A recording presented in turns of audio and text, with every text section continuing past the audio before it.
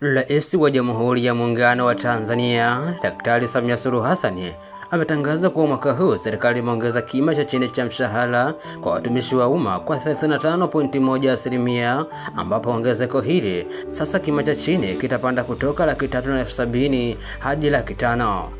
Akiongea Mei 1 mwaka 2025 kwenye maadhimisho ya siku ya wafanyakazi mkoani Singida, Rais Samia amesema, nitaenda kunukuu, mwezi Mei mwaka jana wakati wa siku ya wafanyakazi, serikali ilieleza ugumu wa uchumi ulivyokuwa wakati ule, na kwa sisi tusiongezee gharama kwa serikali kwa kuongeza mishahara, bali tuendelee na upandishaji wa madaraja na kutoa maslahi mengine ya wafanyakazi. Sasa kwa mapenzi makubwa na kwa namna mlivyoiunga mkono serikali ilipoomba mfunge mkanda na mkamo wa kujituma na kufanya kazi kwa bidii na kufanya uchumi wetu ukue kwa 5% mwaka huu, kwa kuwa mcheza kwao hutunzwa, wafanyakazi oe, miamvuli oe.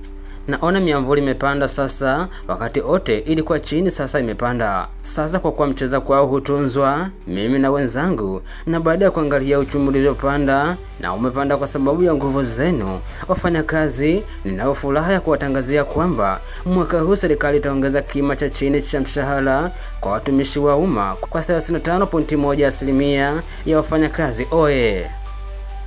Nyongeza hii itakayoanza kutumika mwezi Julai mwaka huu itaongeza kima cha chini cha mshahara kutoka Laki370,000 hadi shilingi Laki5. Ngazi nyingine za mshahara nazo zitapanda kwa kiwango kizuri jinsi bajeti itakavyoruhusu, lakini nataka niwaambie nyongeza nzuri ipo.